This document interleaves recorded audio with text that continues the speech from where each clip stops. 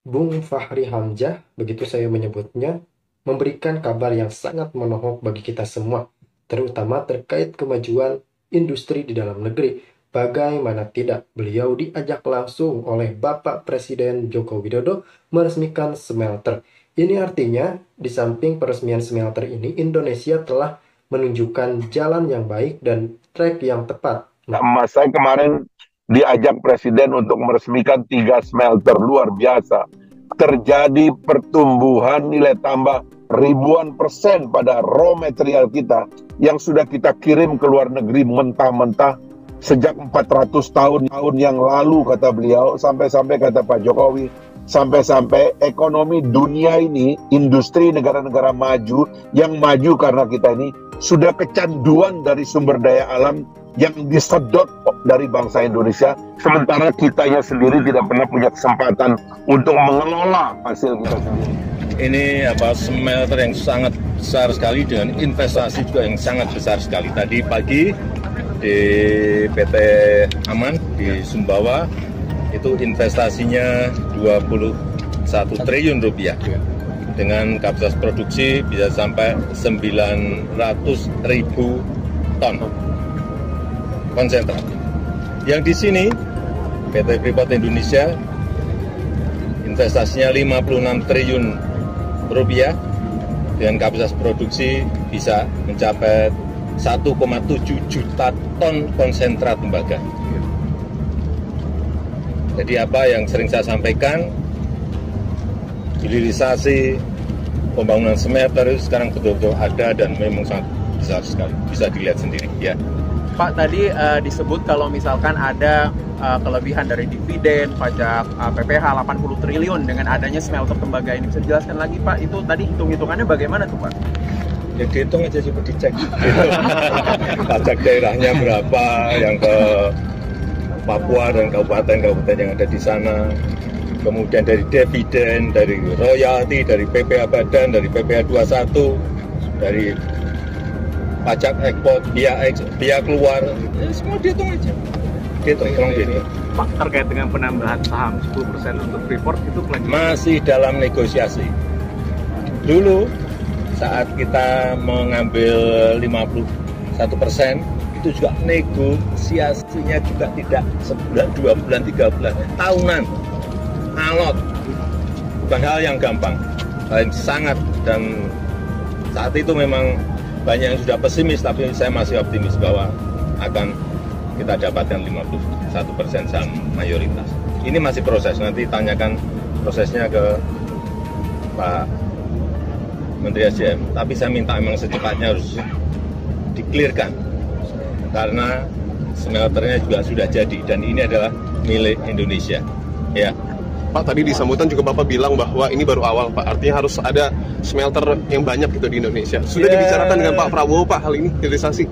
Besok juga akan kita resmikan smelter untuk boksit yang menghasilkan aluminium di Mempawah, Kalimantan Barat.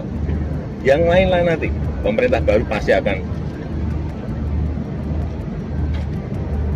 timah, batu bara, semuanya ada smelternya.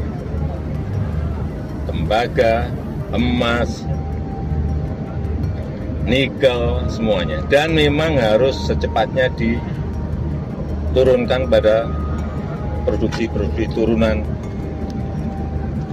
sehingga betul-betul kita bisa menjadi produsen kabel, produsen alat suntai, produsen aluminium, semuanya bisa kita produksi sendiri, mandiri. Terkait perpanjangan UP Freeport bagaimana? Perpanjangan masih dalam proses. Tadi juga ditanyakan oleh Freeport, tapi masih siap diproses di SDM. Terima kasih Pak. Pak, terkait dengan kalau hilirisasi untuk pasir silika gimana Pak? Itu pasir silika apakah nanti akan ada pelarangan untuk ekspor raw material lagi Pak? Yang dilarang itu, yang diperbolehkan itu adalah sedimen pasir yang berada di jalur laut untuk kapal-kapal. Hati-hati, tolong dilihat. Kalau memang bukan itu yang nggak benar. Karena kita butuh, semuanya akan kita hilirisasikan. Pasir, silika, dan lain-lainnya. Termasuk yang ini tadi disinggung mengenai semikonduktor oleh Pak Erick Thohir itu juga menjadi incaran kita agar karena seleniumnya ada, sehingga itu menjadi bahan baku untuk memproduksi semikonduktor juga siap. Sehingga yang paling penting cari partner, cari investor agar bisa bekerja sama. Baik, Pak. Tadi ngajak Pak Fahri Hamzah tadi, Pak. Kenapa? Ngajak Pak Fahri Hamzah. Pak Fahri Hamzah itu berasal dari Sumbawa. Oke. Kesini juga diajak. Nah, kalau daerahnya di Sumbawa, saya ajak ke PT Aman tadi. Iya, makasih, Pak. Terima kasih. Assalamualaikum warahmatullahi wabarakatuh. Waalaikumsalam warahmatullahi Sore wabarakatuh. dan salam sejahtera bagi kita semua. Pertama-tama saya mengucapkan terima kasih kepada narasumber yang sempat hadir di studio. Saya sendiri ini karena baru landing dari IKN tadi langsung ke DPR. Jadi mohon maaf belum sempat bergabung. Dan kita sedang membicarakan salah satu tema yang paling penting dalam kehidupan kita berbangsa dan bernegara. Kami tidak mendramatisasi tema ini, tetapi memang faktanya demikian. Kebetulan dua narasumber kita ini, Bang Noel dan Pak Esikam, juga aktivis yang mengamati transisi-transisi dalam sejarah Indonesia yang memang harusnya ada shortcut. Harusnya kita putus kutukan bahwa elit kita itu bertengkar kadang-kadang untuk alasan yang kita tidak tahu dan tidak ada penjelasannya, kecuali bahwa memang ada masalah pribadi yang menurut saya lama-lama harus hilang dari politik kita. Politik yang memikul beban persoalan pribadi inilah yang kita punya masalah. Nah, karena itulah kemudian inisiatif kami di Partai Gelora untuk mengusung tema rekonsiliasi dan mendukung Pak Prabowo dan Pak Jokowi, khususnya Pak Jokowi dalam hal ini yang telah mengajak dan menarik Pak Prabowo ke dalam pemerintahan untuk mengakhiri efek dari 2 kali pemilu yang cukup keras bagi kita. Inilah yang kita rayakan dan kita nikmati sekarang.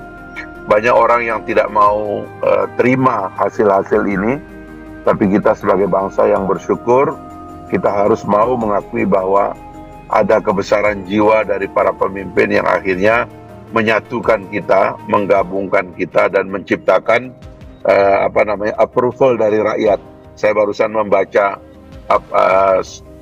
polling terakhir dari Poltreking tadi pagi, approval rate Pak Jokowi hari ini 86,5%. Jadi sudahlah, kita ini elit nih omong kosong, banyak yang ngawur, hanya pingin konflik nggak jelas alasannya, ya kan? Sementara masyarakat itu senang dengan apa yang sudah diputuskan oleh Pak Jokowi dan juga senang dengan hasil yang terjadi pada Pilpres yang lalu, yang artinya ide keberlanjutan dan rekonsiliasi adalah tema kita ke depan. Nah, hari ini kita punya hari tanggal 25 September, H-25 menuju pelantikan Pak Prabowo tanggal 20 Oktober yang akan datang. Alangkah baiknya kalau kita mempersiapkan satu pola untuk melepaskan presiden yang sudah memimpin 10 tahun dan untuk mengucapkan selamat datang ke presiden yang akan memimpin paling tidak 5 tahun yang akan datang, yaitu Pak Prabowo dan Mas Gibran. Nah, apa yang harus kita lakukan dalam situasi seperti ini? Pertama-tama menurut saya kita harus kembali menyadari bahwa sekali lagi ide persatuan, ide rekonsiliasi ini bukan soal sekongkol atau kong kali kong untuk tidak profesional, yaitu soal lain itu. Tapi adalah ikhtiar dan upaya keras kita untuk bersatu menyongsong masa depan kita sendiri. Itu dulu, kita punya alat-alat persatuan yang dahsyat. Kita punya Pancasila, kita punya Undang-Undang Dasar, kita punya nilai-nilai kebersamaan yang telah mengikat kita selama ini. Harusnya ini yang menjadi ide kenapa kita harus membangun persatuan. Sekali lagi, persatuan dalam pengertian yang sebenarnya, dalam pengertian yang dewasa, yaitu persatuan yang membuat kita itu bisa melihat persoalan kita bersama, keluar dari like and dislike, keluar dari kebencian,